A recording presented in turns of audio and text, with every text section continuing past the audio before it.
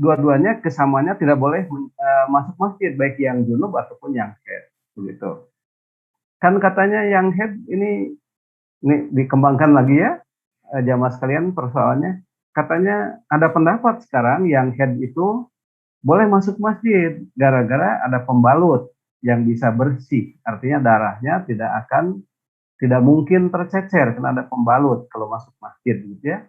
Nah, persoalannya bukan bukan bersih, persoalannya bukan pada sisi tercecer tidaknya sehingga menimbulkan bersih tidaknya ya di masjid, mengkhawatirkan tercecer hingga kotor begitu. Persoalannya bukan itu. Itu betul, persoalan itu betul, menjaga kebersihan seperti itu betul. Tetapi tidak tetapi baik perempuan yang haid maupun laki-laki yang junub dalam keadaan hadas besar. Nah, dalam keadaan hadas besar, dia mas sekalian. Nah, hadas besar itu tidak sama dengan kotor. Jadi setiap yang kotor pasti hadas, tetapi tidak setiap hadas itu kotor, begitu. Nah, oleh karenanya kan eh, jelas ya dalam bahasan yang lalu pada bab tentang wudu, Rasulullah membolehkan kita sholat di kandang unta, kandang domba, begitu ya. Nah, kenapa? Karena tidak ada najis di sana, yang ada kotor. Tetapi tidak setiap yang kotor itu najis atau bahkan hadas, ya. Nah, oleh karena itu bagi perempuan yang haid tidak boleh masuk masjid. Demikian juga bagi mereka yang junub, baik laki ataupun perempuan, sebelum mereka mensucikan diri dengan mandi wajib tadi, gitu ya mas sekalian. Nah, bagaimana kalau membaca Al-Quran? Ya kalau membaca Al-Quran melalui hafalan, boleh-boleh saja. Karena zikir itu dalam keadaan junub ataupun dalam keadaan tidak, dalam keadaan suci ataupun dalam keadaan tidak, zikir itu harus terus didawamkan. Nah, begitu. Kalau membaca Al-Quran, menyentuh Al-Quran, nah ini ada dua pendapat. Ada dua pendapat. Ya. Ada yang membolehkan, ada yang tidak membolehkan. Nah, yang terbaik tentu yang lebih hati-hati adalah tidak menyentuhnya. Ya, yang lebih hati-hati ya. Tetapi kalau diperlukan, karena lupa ayat, lupa bacaan, kepentingan yang sangat mendesak, harus membuka Al-Quran, ya bukalah. Begitu. Bukalah. Nah, begitu ya. Bagaimana kalau Quran terjemah? Ya sama saja kan Quran terjemah juga. Ada Qurannya, ada terjemahnya. Begitu. Nah, tapi sebaiknya memang dari hafalan. Ya, dari hafalan. Bagi mereka yang junub, bagi mereka yang tengah haid. Baca Al-Quran dari hafalan. Ya. Tapi kalau memang ada keperluan mendesak membuka dan membacanya, tidak mengapa. Begitu. Karena zikir itu tidak boleh putus hanya karena persoalan haid ataupun junub. Bahkan di jamban sekalipun, di kamar mandi sekalipun, zikir tetap kan, begitu, zikir tetap, walaupun zikirnya tidak membaca ayat Al-Quran, zikirnya hanya ingat saja kepada Allah dan tidak menyebut nama Allah, hanya ingat saja. Nah, karena itu memang sebaiknya di jamban atau di toilet itu kita secepatnya, tidak usah terlampau berlama-lama, apalagi mengikuti gaya orang Barat sampai membaca Quran segala ya dan lain sebagainya. Itu jamaah sekalian. Nah, jadi itu jawaban pertanyaan yang lalu. Jamaah yang Allah muliakan, seperti biasa majelis kita bukan dengan wasiat, ya, dengan wasiat untuk a'udzubillahi minasyaitonirrajim, ya ayyuhalladzina amanu taqullaha haqqa tuqatih wa la tamutunna illa wa antum muslimun. Jadi Allah berpesan kepada kita untuk senantiasa meningkatkan ketakwaan kita kepada Allah. Untuk meningkatkan ketakwaan kita kepada Allah dengan ketakwaan yang sebaik-baiknya, semampu kita. Dan untuk tidak mati kecuali dalam keadaan Islam. begitu. Jamaah yang Allah muliakan, itu bahasan kita, pertanyaan yang belum terjawab sudah kita jawab, nanti jamaah bisa bertanya kembali gitu. Nah, untuk kesempatan ini seperti yang sudah disampaikan, kita akan mengulang semua semua bahasan tadi lewat kajian Quran Surat Al-Maidah ayat 6. Insya Allah minggu depan kita masuk pada bab yang baru begitu. Nah, terlebih di TPUP uploadannya kemarin ada salah setting katanya. Jadi saya mau meragakan cara wudhu, tetapi cara wudhunya itu sendiri tidak tampak di TPUP itu. Nah, karenanya yang dari panitia yang memegang rekamannya, segera rekamannya disampaikan untuk nanti diganti, itu yang uploadan di TPUP dengan yang ada peragaannya gitu. Jamaah sekalian, Allah Subhanahu wa taala berfirman dalam Quran surat Al-Maidah ayat 6 seperti tertera, A'udzubillahi minasyaitonirrajim.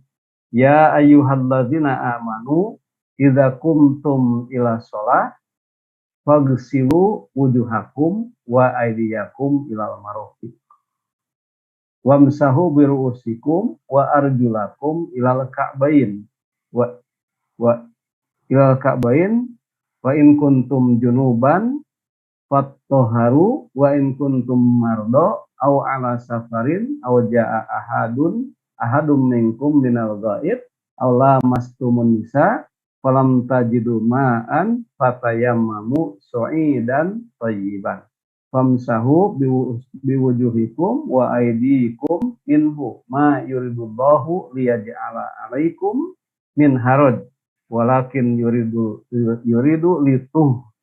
liyutahhirakum wa liyutimma ni'matahu 'alaikum la'allakum tashkurun. Jamaah yang Allah muliakan, kita coba artikan ayatnya di sini. Ya ayyuhalladzina amanu, wahai orang-orang yang beriman, begitu.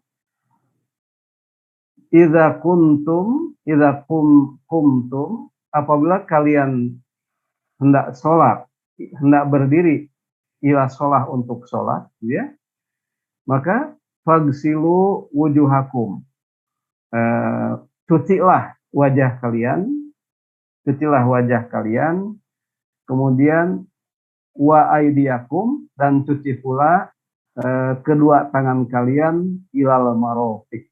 Nah, jadi ilal marafiq. Jadi ini yang kita sebut dengan cara wudhu versi dalam Al-Quran.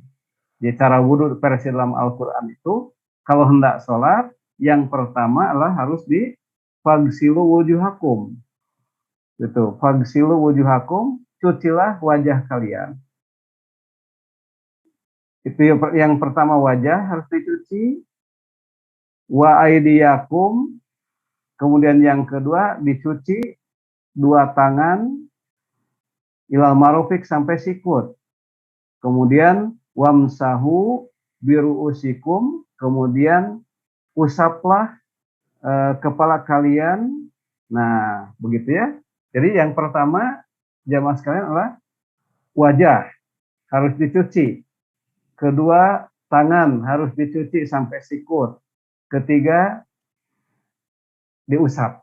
Nah, tidak dicuci tapi diusap. Diusap kepala kalian. Nah, kemudian setelah diusap, jamaah sekalian, kalimatnya wa arjulakum, kemudian harus dicuci kaki kalian, dicuci. Nah, dicuci kaki kalian ilal ka'bain, sampai dua mata kaki. Nah, sekarang persoalannya, apakah ada pertanyaan jamaah sekalian kepada kita, ini kok berbeda ya cara wudhu dalam Al-Quran dengan cara wudhu dalam hadis? Nah, ada perbedaan enggak? Pertanyaannya, oh tidak ada perbedaan jamaah sekalian. Nah, kalau cara wudhu dalam Al-Quran itu disebutnya cara wudhu yang wajibnya saja. Jadi anggota yang wajib yang harus dibasuh itu adalah seperti tadi, wajah, kemudian tangan sampai sikut, kemudian kepala dan kaki sampai dua mata kaki. Nah itu yang wajibnya.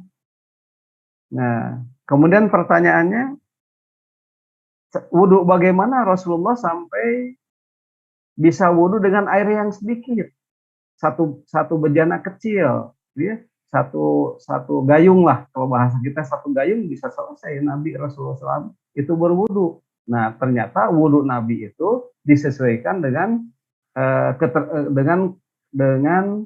keadaan air yang tersedia. Nah di zaman Nabi kan, apalagi di padang gurun ya, zaman Nabi itu padang gurun pasir maksudnya, itu kondisi air ya terbatas, sehingga Rasulullah seringnya berwudu dengan wudu yang terbatas. Nah, wudu yang terbatas itu tadi seperti yang digambarkan dalam Quran surat Al-Maidah ayat 6 tadi. Begitu. Berapa kali basuhannya? 1 kali, bisa 2 kali, bisa 3 kali, tergantung keadaan. Begitu. Kenapa dalam Al-Quran ini jamaah sekalian kok tidak disebutkan bilangannya? Ya, karena penjelasannya dalam hadis. Gitu. Jadi Al-Quran itu hanya memberikan kaidah-kaidah umumnya, sedangkan hadis memerinci rinciannya. Gitu ya. Dalam hadis Rasul itu pernah berwudu dengan 1 kali basuhan, kadang 2 kali, kadang 3 kali, dan tidak melebihi 3 kali. Begitu. Nah itu jamaah sekalian yang harus kita paham. Makanya Rasul berwudunya itu sangat air yang dipakai berwudu itu begitu singkat ya, begitu sedikit bisa dipakai wudu, karena memang berwudu yang sempurna namun terbatas gitu. Nah jadi itu jamaah sekalian. Kemudian wa in kuntum junuban. Nah kita masuk kepada, kalau tadi wudu, sekarang masuk kepada masalah junub. Wa in kuntum junuban, seandainya kalian itu junub. Nah, seandainya kalian junub, maka apa yang harus dilakukan? Fatahharu, maka bersucilah. Nah, bersucilah. Nah, bersucinya adalah dengan wudu atau dengan mandi? Dengan mandi. Jadi yang pertama adalah membersihkan hadas kecil, yaitu dengan wudu. Yang kedua, membersihkan hadas besar, yaitu junub tadi. Nah, junub tadi, hadas besar, itu bisa junub, bisa itu head tadi, gitu ya, head tadi. Fatahharu, maka bersucilah kalian. Nah, sekarang persoalannya ini, wa in kuntum mardo, apabila kalian dalam keadaan sakit, au ala safarin, atau di perjalanan, au jaa ahadum minkum minal ghaid, atau dari datang dari atau bekas selesai dari jamban, dari toilet ya, maksudnya dari toilet itu ya mandi tadi ya, buang air besar, buang air kecil gitu ya. Nah gitu. Nah, atau lamas tumun nisa, kalian itu menyentuh perempuan, falam tajidu ma'an, kemudian tidak mendapati air, maka fatayamamu so'idan toiban, maka hendaklah bertayamum dengan tanah yang baik, begitu. Nah jamaah sekalian, jadi tema yang pertama adalah menghilangkan hadas kecil, yaitu dengan wudu. Tema yang kedua adalah menghilangkan hadas besar. Junub itu hadas besar. Ya, termasuk hadas besar ada junub, ada haid, ada nifas bagi perempuan. Ya. Nah itu, maka disucikannya adalah dengan mandi. Nah, tetapi seandainya seseorang itu yang harus hadas, ya seseorang yang hadas besar tadi itu dia mau bersuci dengan mandi tadi, tetapi kondisinya lagi sakit, kondisinya lagi sakit, atau ala safarin di perjalanan, atau ja'ahadu minkum minal go'id, sepulangnya dari go'id, ya, dari go'id, dari apa, toilet, ya, atau lamastumun nisa, menyentuh perempuan, atau sebaliknya, begitu ya, nih, atau sebaliknya, tetapi ini yang ditekankannya perempuan kan, menyentuh perempuan, artinya bergaul dengan perempuan. Nah, ini para ulama berbeda pendapat. Yang maksud dengan menyentuh perempuan itu maksudnya apa? Apakah bersentuhan kulit itu menyentuh kulit perempuan atau sebaliknya? Apakah itu harus termasuk junub begitu ya? Maka falam tajidu ma'an, ya harus mandi wajib. Tetapi kalau tidak menemukan air di perjalanan tadi ya, maka yang harus dilakukan adalah fatayamamu, hendaklah bertayamum dengan soi dan toiban, dengan tanah yang baik begitu. Nah, gitu. Dengan tanah yang baik. Jadi harus tayamum. Nah, jadi tadi ada wudhu, wudhu yang terbatas tadi, ya, wudhu yang terbatas satu kali itu hanya membasuh, hanya mencuci muka atau mencuci muka, atau kemudian mencuci dua tangan, kemudian mengusap kepala dan mencuci kaki sampai sikut. Itu wudhu yang terbatas tadi. Atau mandinya, cara mandinya, nah ini cara mandinya ya. Tetapi kalau dengan mandi wajib itu tidak ada air, karena di perjalanan, karena sakit, dan tidak menemukan air gitu ya, maka hendaklah dengan tayamum. Nah, jamaah sekalian,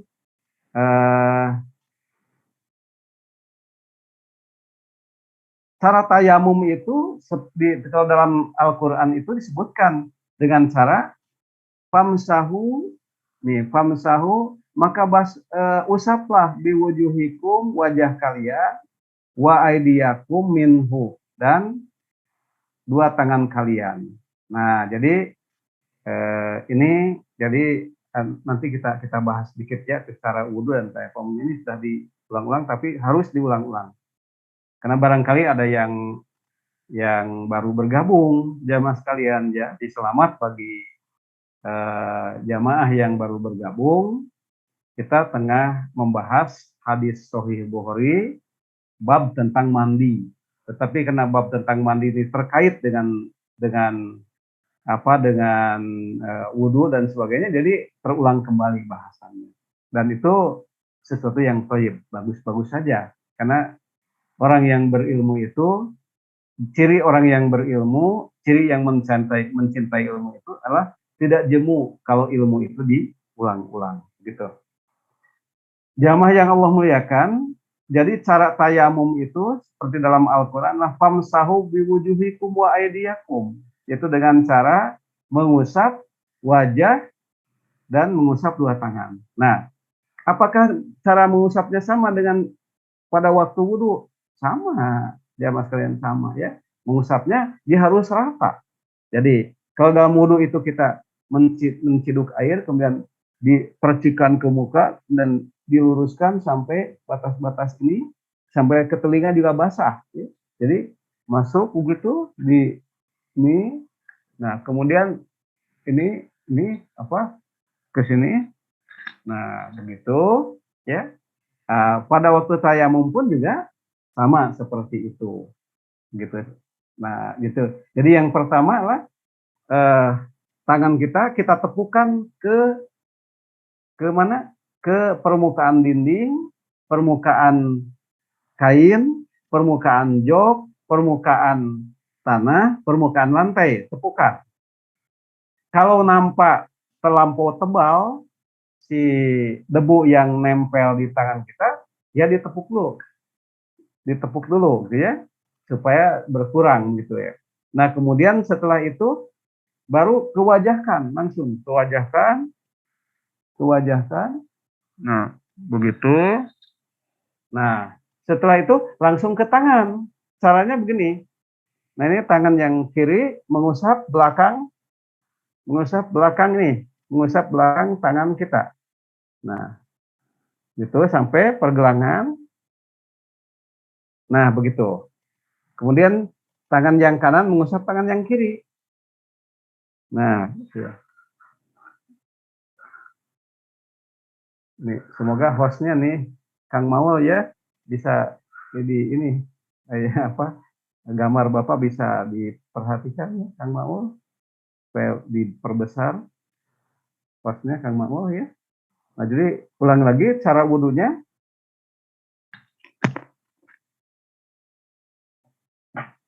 ditepukan ya tepukan kemudian ke muka ini telinga juga kena.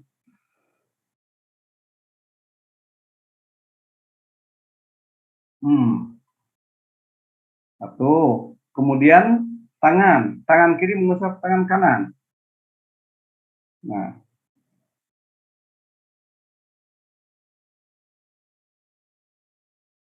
terus begini sampai pergelangan.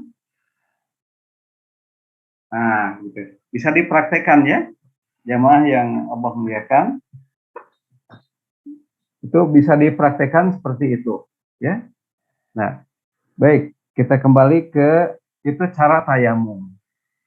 Nah, kemudahan-kemudahan seperti itu jamaah yang Allah muliakan menunjukkan bahwa ya, bahwa ma yuridullahu, tidaklah Allah itu bermaksud liyaj'ala alaikum min haraj. Allah tidak ada keinginan, tidak ada kemauan untuk mempersulit kalian dengan wudhu dan dengan mandi seperti tadi, gitu ya. Tidak ada maksud kesulitan, karena agama ini mudah. Yang sulit itu kita saja sendiri yang mempersulit diri kita sendiri. Ya, agama ini mudah, ya. Tidak ada kesulitan dalam melaksanakan agama Allah ini. Oleh karena itu, kalau memang banyak keterbatasan yang kita jumpai untuk melakukan mandi dan tayamum tadi, nah maka ada ada keringanan-keringanan. Tidak bisa berwudu dengan air, bisa dengan tayamum. Nah, seperti itu kan itu keringanan-keringanan. Oleh karena itu Allah tidak hendak mempersulit kita dengan aturan-aturan tadi. Pasti ada keringanan-keringanan kalau ada keterbatasan-keterbatasan yang kita hadapi. Oleh karena ini ketegasan dari Allah, walakin akan tetapi dengan aturan Allah tadi, yuridu Allah berkehendak liyutahhirukum, ingin mensucikan kalian. Bukan membersihkan, mensucikan. Kalau kalimatnya suci pasti bersih. Tapi tidak semua bersih itu suci, begitu. Maka kalimatnya liyutahhirukum, kemudian waliyutimma, dan hendak Allah berkehendak untuk menyempurnakan nikmatnya alaikum pada kalian, la'allakum, semoga kalian tashkurun, bersyukur. Nah, itu jamaah yang Allah muliakan. Jadi Allah itu hendak mensucikan, ya, bukan membersihkan, mensucikan. Karena kalau dikatakan suci pasti bersih, tetapi tidak semua yang bersih itu suci. Gitu ya. Makanya kenapa orang yang kentut itu, ini jawabannya jamaah sekalian ya. Kenapa banyak yang mengolok-olok kan? Kenapa orang yang kentut itu yang dibasuh itu kok anggota wudhu, tidak pantatnya. Ya kalau pantatnya kan angin yang keluar, hanya angin. Ya kalau memang tidak keberatan mah boleh saja ke air mencuci pantat kita, ya gitu. Tapi kan kalau kalau kentut mungkin di mana saja, tidak seperti BAB kan gitu ya. Nah, Nah, ketika kita itu kentut, berarti kita hadas kan tuh, hadas kecil. Nah, kata mereka, kenapa yang dicucinya kok anggota wudhu, kan tidak ada kaitannya? Berkaitan. Sebab ketika kita kentut itu kita hadas. Nah, cara menghilangkan hadas itu adalah dengan wudhu. Karena kentut itu hadas kecil ya dengan wudhu, gitu ya. Nah, ketika hadas itu hilang, bersih juga itu kotoran-kotoran yang ada, begitu. Bersih juga kotoran yang ada, dalam hal ini kan kentut kotorannya ya tidak terlihat, hanya angin, dia tidak perlu dibersihkan. Nah, kembali lagi, jadi mensucikan itu tidak sama dengan membersihkan. Tetapi kalau kita mensucikan, artinya membersihkan. Tetapi kalau kita membersihkan, tidak tidak sama dengan kita mensucikan. Begitu jamaah sekalian ya. Jadi mensucikan artinya sama dengan membersihkan. Jadi ketika orang mensucikan, terkandung di dalamnya kebersihan. Tetapi kalau kebersihan tidak semua suci, begitu ya. Makanya kalau kita ingat hadis hadis yang kebersihan itu kan doib ya hadisnya ya, yang kebersihan itu. Jadi an-nadofatu minal iman. Ini kebersihan itu sebagian daripada iman. Ini bukan hadis. Ini beberapa ulama menyebutnya sebagai bahasa Arab saja.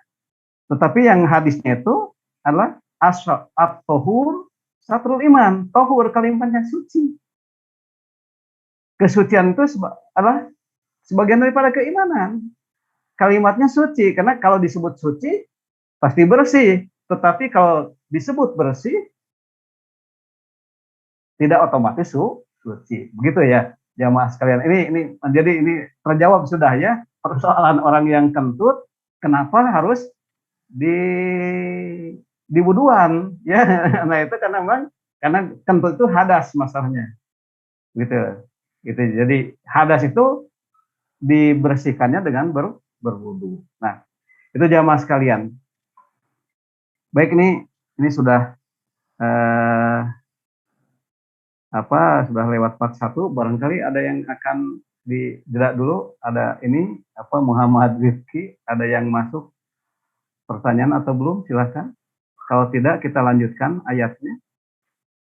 Iya Pak, ini sebelumnya jadi Bapak dulu selesai materi, nah baru nanti dibuka sesi tanya jawab. Jadi belum ada pertanyaan Pak. Oh ya, baik, sambil nunggu yang bertanya ya, jamaah sekalian nunggu diskusi, silakan saja.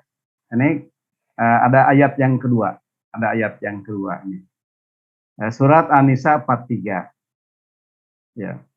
Ya ayyuhalladzina amanu, wahai orang-orang yang beriman, la taqrabus shalah, jangan kalian mendekati sholat. Wa antum sukaro, dalam keadaan syukur. Nah, syukur itu bukan syukur. Syukur itu mabok. Kalau syukur, bersyukur. Ini hati-hati. Ya, hati-hati. Kan ada pertanyaan itu. Ada pertanyaan katanya, apakah boleh kita belum lancar membaca tapi belajar lagam dalam membaca Al-Quran? Ya tidak boleh. Yang harus diprioritaskan membaca dulu. Minimal boleh membaca masih terantuk-antuk, masih membacanya tag-teg-tog istilahnya. Tetapi yang penting bacaan, yang penting panjang pendeknya. Yang penting makharijul hurufnya, pengucapan hurufnya yang benar. Itu yang diutamakan. Baru setelah itu dilancarkan, dan boleh juga untuk belajar lagam, bayatian dan sebagainya, boleh gitu ya. Nah, jadi itu salah satu contohnya, misalkan dia membaca syukur dengan syukur. Nah, itu salah. Syukur itu artinya adalah mabok. Tapi kalau syukur, nah yang ini syukur nih. Tashkurun dengan shin besar itu bersyukur. Tetapi kalau sukaro ini artinya syukur ini mabuk. Ya, jadi dalam ayat tadi, wahai orang-orang yang beriman, la taqrabus sholah, jangan kalian mendekati sholat, mendekatinya saja tidak boleh, apalagi melaksanakannya dalam keadaan mabuk. Nah, kemudian hatta ta'lamu, sampai kalian sadar, mengetahui mata kuluna, apa yang dikatakan. Dan kemudian wala junuban, tidak boleh juga bagi orang yang junub untuk sholat, apalagi masuk ke masjid, ila kecuali abiri sabil, lewat ala kadarnya saja, gitu, lewat ke masjid bolehlah.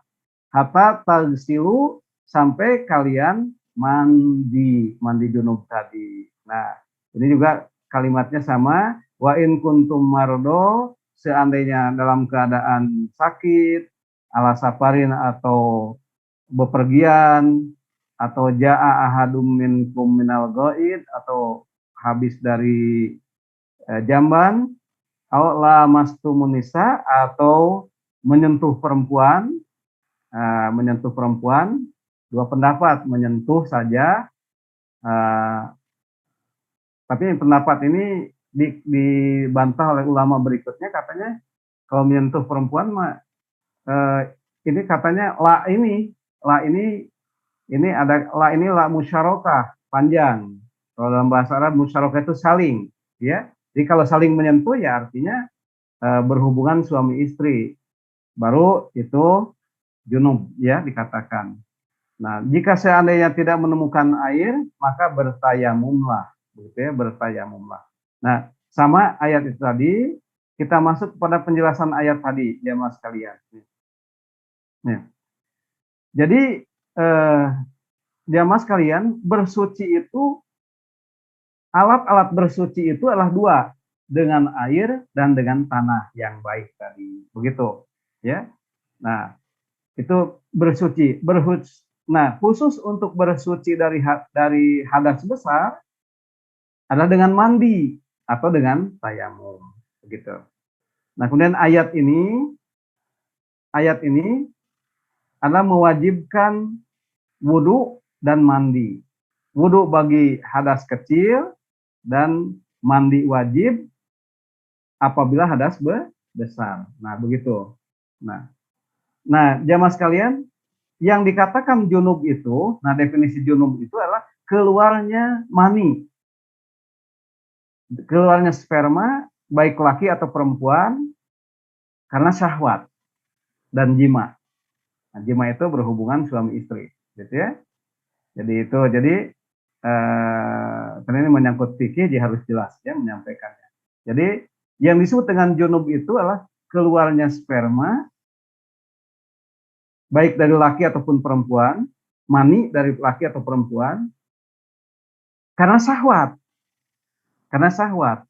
Jadi kalau tidak ada syahwat, itu bukan mani. Apabila ada sesuatu keluar dari kemaluan kita, tidak karena syahwat, bukan mani. Begitu. Maka tidak perlu mandi wajib. Gitu ya.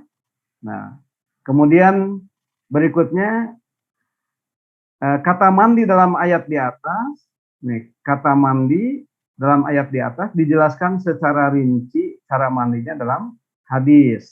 Nah, seperti yang sudah diketahui, cara mandinya itu adalah pertama, nah cara mandi wajib ya, cara mandi wajib. Ini Kang mau apabila memonitor, mohon itu bapaknya diperbesar karena memeragakan ini, gitu ya. Hostnya Kang Mau ya, Muhammad Rifki ya. Nah jadi ya, jamaah sekalian, cara mandi wajib itu pertama cuci tangan ya, dicuci tangan dulu.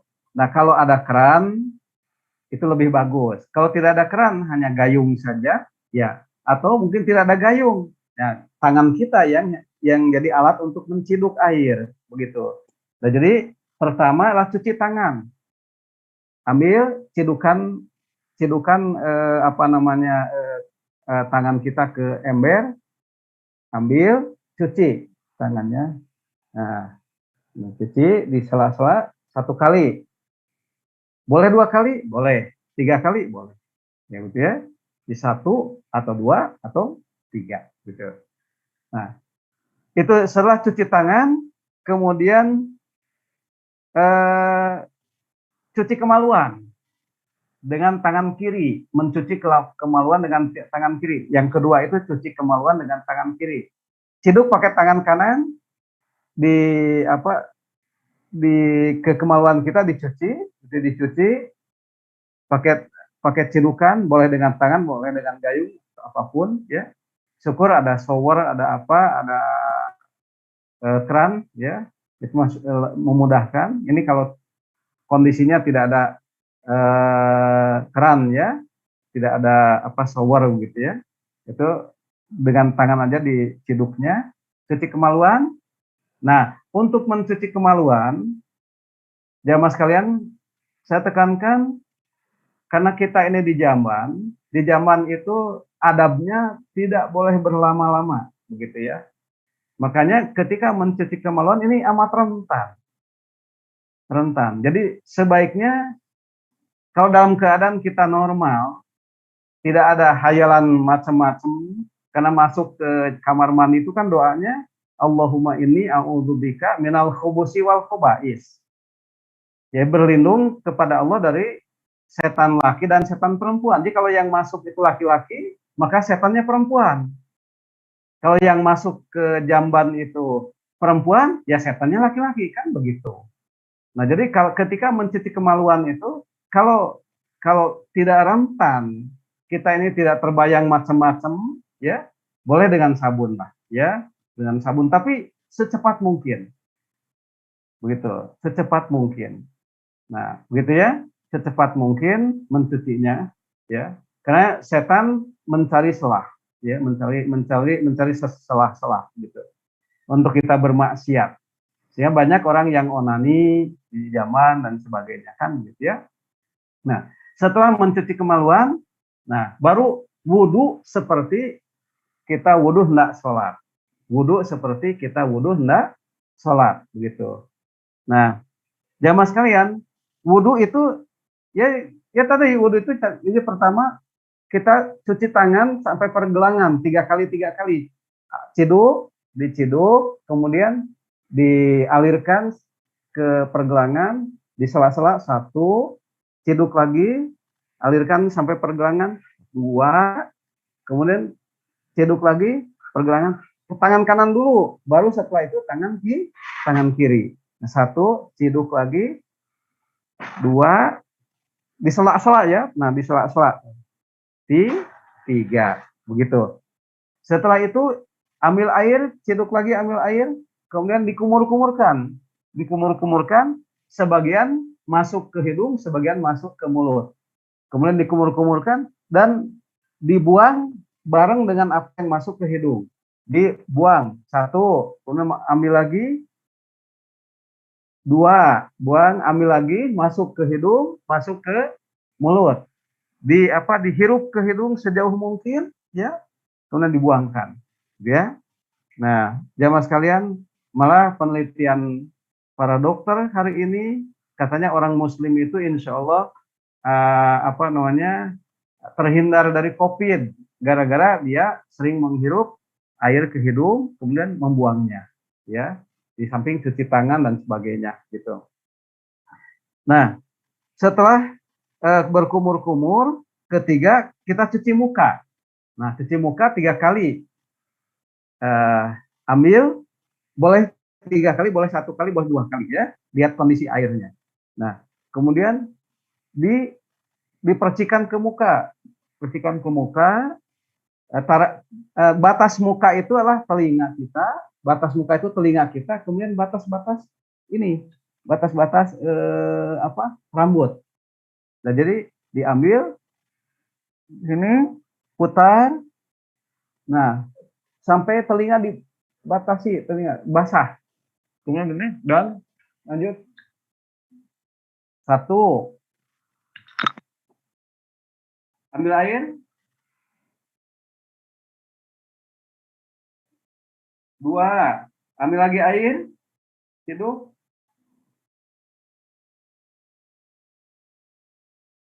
3, gitu ya. 3, begitu. Nah, jamaah sekalian, 3 kali. Setelah cuci muka, baru cuci tangan sampai sikut.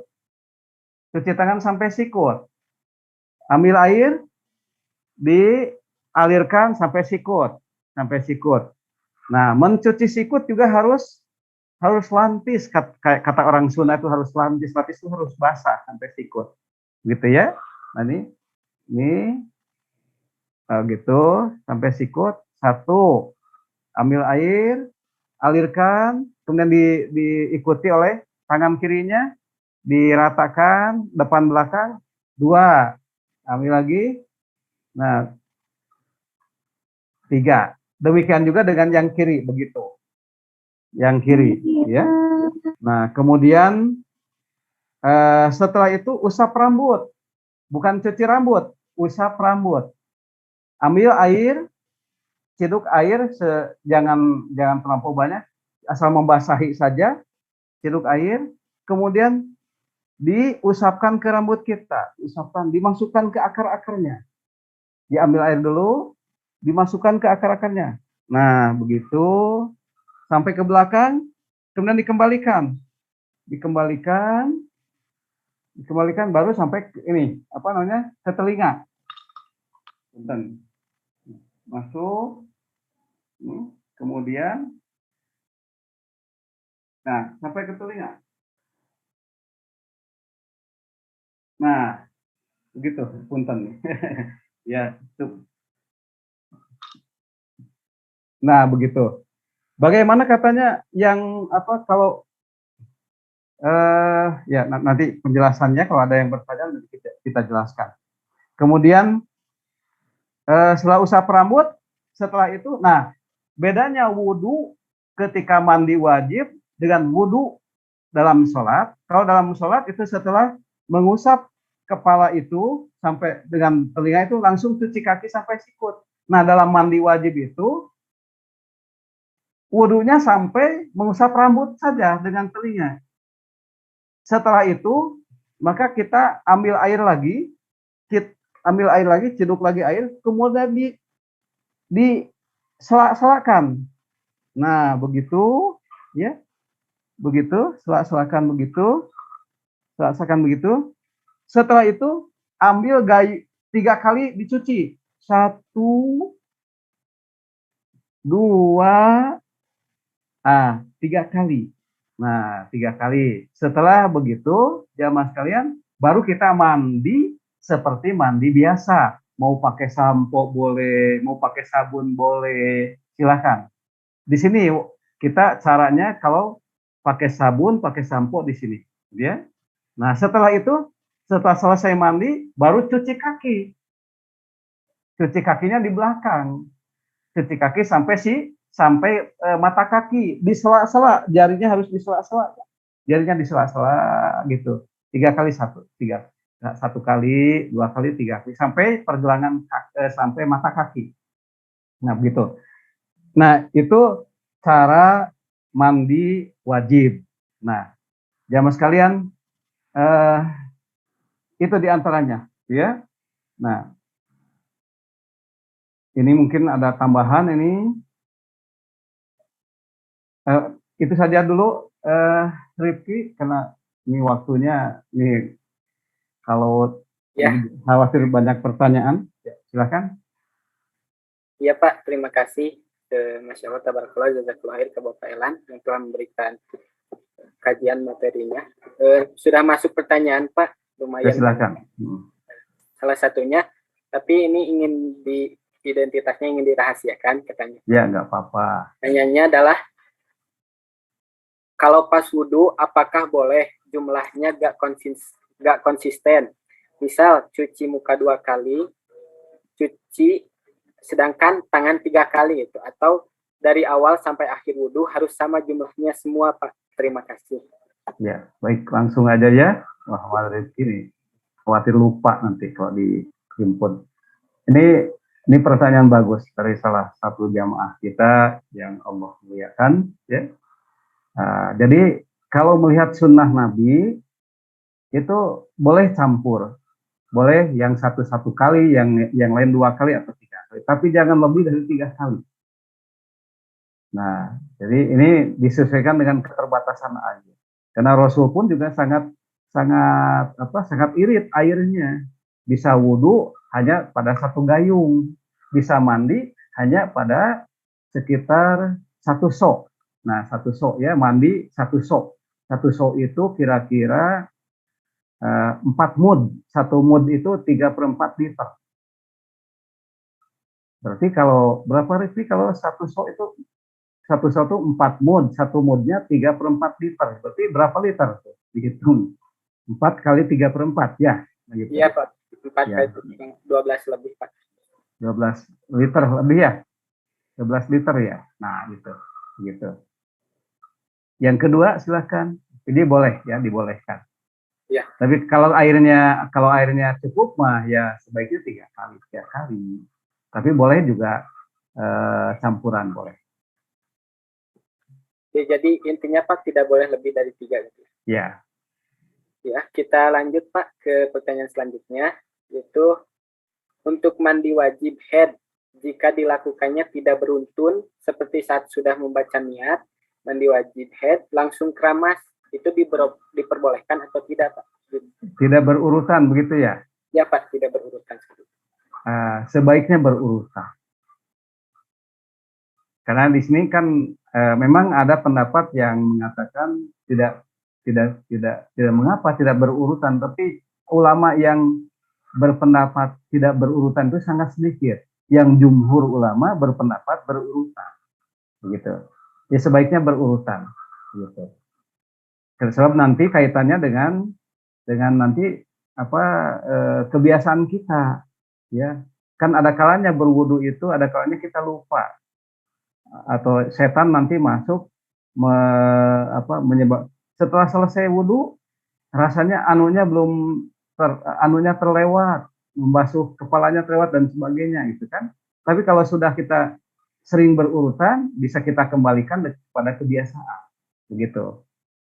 Jadi sebaiknya berurutan. Nah, ulama yang berpendapat itu lebih banyak daripada ulama yang berpendapat tidak berurutan gitu. Ya Pak, terima kasih. Dilanjut saja ya Pak ke pertanyaannya dari Rian Fiswandi. Apakah sah hukum tayamum menggunakan tanah yang belum jelas kesuciannya? Dengan kata lain, kita ragu bahwa tanah ini memang benar suci atau terdapat najis. Seperti itu Pak. Ya, keraguan harus ditinggalkan. Artinya kalau kita ragu tanah itu ada najisnya, jangan berwudu, jangan bertayamum di tanah itu. Nah, banyak tanah yang bisa kita pakai, entah dinding itu, entah tanah yang mana, entah pakaian kita, entah bagian mobil, joknya, kan banyak ya. Nah gitu. Jadi banyak tempat yang bisa kita lakukan untuk tayamum. Kalau pada tempat itu kita ragu, nah jangan di sana gitu. Nanti kalau kita memaksakan diri, nanti setan akan memanjang-manjangkan angan-angan sehingga tidak selesai akhirnya tayamumnya atau wudhunya. Kan ada orang yang berwudhu sampai 1 bak penuh belum selesai wudhunya. Begitu gara-gara dipanjang-panjangkan angan-angannya oleh setan gitu. Baik. Silakan Muhammad Rifki. Ya Pak, dilanjut ada pertanyaan dari Kak Asri. Bagaimana apabila saat berkumur-kumur dan menghirup air ke hidung itu terpisah atau tidak berbarengan? Terima kasih Pak. Nah, ya, kalau dalam sunnah itu berbarengan. Memang ada sih ulama yang berpendapat kita hanya membersihkan gitu ya, di kumur-kumur, kemudian cuci lubang hidung. Nah, kita dulu belajarnya begitu ya. Wallahualam belum ditelaah lebih jauh kenapa begitu ya. Tetapi kalau dalam hadis mestinya begitu dihirup berbarengan dengan kumur-kumur, dihirup airnya ke dalam hidung sejauh mungkin, kemudian dibuang lagi, gitu, dibuang lagi. Nah, hikmahnya zaman COVID ini kenapa kaum muslimin itu relatif tidak terkena COVID, karena memang setiap itu cuci tangan, setiap mau sholat cuci tangan, kemudian menghirup air ke hidung, membuat kumur-kumur, itu semua kan membersihkan kuman-kuman tadi itu ya, begitu ya mas kalian. Nah, nanti ada bahasannya tentang ini, tapi sementara ini seperti itu. Jadi dalam hadisnya begitu. Sementara para ulama yang yang menuntun kita untuk membersihkan lubang hidung ya ketika wudhu itu, kumur-kumurnya terpisah, kemungkinan karena itu adalah umumnya biasanya dari pendapat Imam Syafi'i, tapi Imam Syafi'i kan hidupnya sebelum Imam Bukhari. Nah, sebelum Imam Bukhari. Jadi lebih senior Imam Syafi'i, dan Imam Syafi'i lah Imam Syafi'i lah gurunya Imam Bukhari. Jadi Imam Bukhari datang terkemudian. Sementara Imam Bukhari itu kelebihan dari Imam Syafi'i, kelebihan Imam Bukhari itu mengumpulkan semua hadis. Ada beberapa hadis yang tidak terhimpun oleh Imam Syafi'i. Imam Bukhari mendapatkannya. Nah, itu masalahnya di sana. Sehingga antara Imam Bukhari dan Imam Syafi'i kadang berbeda pendapat. Nah, salah satunya dalam menghirup air ke hidung tadi. Sementara Imam Syafi'i adalah dengan tidak menghirupnya ya. Nah, kemungkinan besar Imam Syafi'i tidak mendapati hadis yang didapat oleh Imam Bukhari. Begitu. Itu diantaranya. Ya. Berikutnya. Ya Pak, mungkin ini pertanyaan terakhir ya Pak. Ya. Pertanyaannya, apakah mandi wajib dengan nyemplung ke kolam itu sah mandi wajibnya atau tidak? Dan sebelum nyemplung itu wudhu terlebih dahulu. Oh gitu. Ya. Jadi memang ada pendapat kecil. Jadi ada ulama, tetapi hanya sedikit ulama yang berpendapat bahwa terpisah antara mandi dan wudhunya. Nah, kalau cemplung ke kolam mandi biasa. Ini kan bukan mandi biasa, mandi wajib. Nah, kalau mandi wajib artinya ada ritualnya, ada niatnya, tuntunannya ada wudhunya, begitu ya, ada wudhunya, tuntunannya, begitu. Jadi kita memegang pendapat jumhur ulama, yang tidak memilah antara mandi dan wudhunya, ya, tidak memilah, karena namanya mandi wajib, bukan mandi biasa. Kalau mandi biasa kan tidak pakai wudhu, mandi saja, wudhunya belakangan setelah mandi, kan begitu. Ya. Demikian, Rifki. Ada lagi Pak, satu lagi yang sudah. Silakan. Apakah sah jika berwudu dalam keadaan hanya memakai handuk? Atau tidak berpakaian seperti itu Pak? Oh iya, baik, nih pertanyaan bagus. Jadi dalam mandi wajib ini ya mas kalian, kita tidak pakai handuk tidak apa-apa, yang namanya mandi. Masa mandi harus pakai handuk? Ya handuknya ditanggalkan, semua pakaian kita ditanggalkan. Bahkan suami istri boleh mandi bareng. Ketika mandi wajib boleh. Rasulullah itu mandi wajib bersama Siti Aisyah bersama Siti Maimunah istrinya. Begitu, mandi wajib bersama dalam satu bejana, gitu ya. Dan di sana tangannya saling masuk menciduknya dengan tangan, ya begitu. Nah, dan Siti Aisyah melihat aurat Rasulullah juga demikian juga, ya. Jadi boleh kita wudhu dalam keadaan telanjang, karena mandi wajib juga dalam keadaan telanjang, namanya juga mandi, gitu. Baik, Rifki, dibolehkan. Ya, Berarti boleh ya Pak, selama Ya, kalau tidak dalam keadaan dilihat mandi, oleh dalam keadaan mandi. mudik. Gitu. Ya. Mungkin untuk pertanyaan Pak sudah habis. Oh gitu, ya. Ya. Kalau sudah habis, ditutup saja. Ya Pak, Rizky. dengan doa dari Bapak. Oh ya, baik. Jamaah yang Allah muliakan, insya Allah minggu depan kita masuk pada bahasan baru, masih tentang mandi wajib. Masih tentang mandi wajib. Yang hari ini kita mengulang lagi supaya lebih paham. Ya. Nah, kenapa dilakukan pengulangan ini? Karena di TPUP ada kesalahan setting. Uploadannya padahal ada peragaan cara mandi wajib, peragaan wudhu, tetapi di TPUP settingannya hilang begitu. Jadi hanya suara saja. Nah, jadi yang merekam mohon di adik-adik yang merekam mohon linknya dikebapakan untuk nanti diserahkan ke TPUP. Ya. Rifki, apakah TPUP hari ini lagi meliput atau tidak ada? Meliput Pak. Ada meliput. Ada ya? Ya ada ya, alhamdulillah ya. Semoga tidak lupa lagi di bagian TPUP untuk settingannya. Baik jamaah yang Allah muliakan, marilah kita tutup dengan doa. Allahumma sholli wa sallim ala sayyidina Muhammadin wa ala alihi wa sahbihi ajma'in. Allahumma gfir lil muslimina wal muslimat, lil mu'minina wal mu'minat, al ahya minhum wal amwat, birahmatika ya mujibud da'wat. Allahumma rabbana zalamna anfusana wa illam taghfir lana wa tarhamna lanakunanna minal khasirin. Rabbana la tuzigh qulubana ba'da idh hadaitana wa hab lana min ladunka rahmah innaka antal wahhab.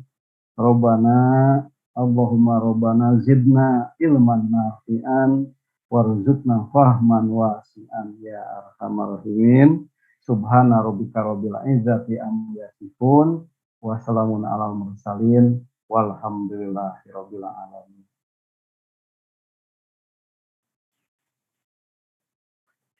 Ya, terima kasih. Alhamdulillah Bapak Ibu semuanya. Acara telah selesai. Itu dengan kifatul majelis. Subhanakallahumma wa bihamdika. Subhanakallah wa bihamdika. Asyhadu an la ilaha illa anta astaghfiruka wa atubu ilaik. Semoga kita bisa bertemu lagi di minggu yang insyaallah disehatkan semua kita. Assalamualaikum warahmatullahi wabarakatuh.